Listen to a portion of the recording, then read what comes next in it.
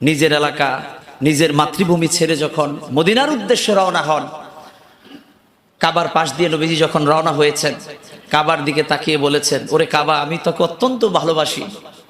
তোর সন্তানেরা যদি আমাকে এলাকা ছাড়া না করত, দেশ ছাড়তে বাধ্য না করত, আমি তোর কাছেই থাকতাম। তাহলে এই কথার থেকে নবীজির চেয়ে দেশপ্রেমিক আর দৃষ্টান্ত কি হতে পারে?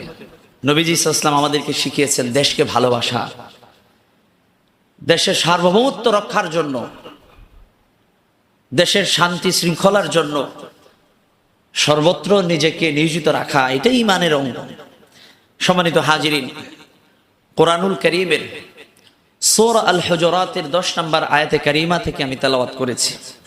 আল্লাহ সুবহানাহু ওয়া তাআলা এই আয়াতে কারিমার মধ্যে বলেছেন, ইন্নামাল মুমিনুনা